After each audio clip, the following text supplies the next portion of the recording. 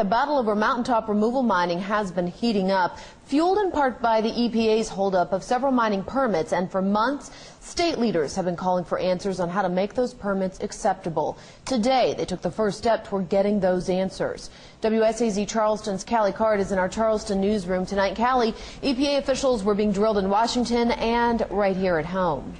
Yeah, Jessica, the EPA's top dog was on Capitol Hill answering questions from lawmakers in a public hearing, but perhaps more progress was being made here at home behind closed doors. Regional EPA officials were here meeting with the state DEP to start answering those mounting questions on how to get these permits cleared up.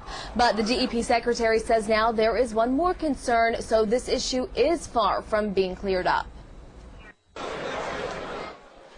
Thousands of coal supporters protesting the EPA. From the slurry injections to your tap. To constant stands against West Virginia's water supply. The debate over mountaintop removal mining is getting personal. But for the state DEP, the debate has been pretty much silent. We just want to know.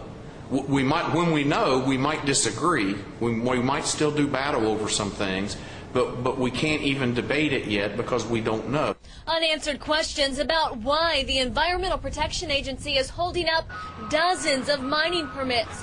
The federal agency says there are water quality concerns, but the DEP has been begging for specifics so they can make new rules for the coal companies to play by. We want some certainty and some predictability, and we took a step closer today than we probably have in the past 8 months. DEP officials sitting down with the EPA to hash out the concerns. The EPA has a total of 6. Things like water quality and the impact of mining. But now there's a new concern, environmental justice. Environmental justice is not a new concept, but applying it across such a widespread area to a specific industry is new to us. Environmental justice is usually applied to people living around industrial areas, but it seems as though the mining protest may be working.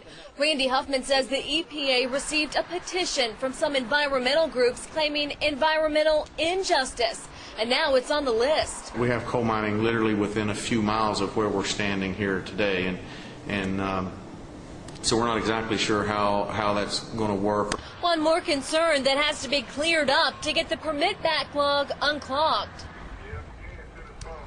Now, DEP Secretary Randy Huffman says that they still weren't able to nail down many details today. He says that will come hopefully in the weeks and months ahead.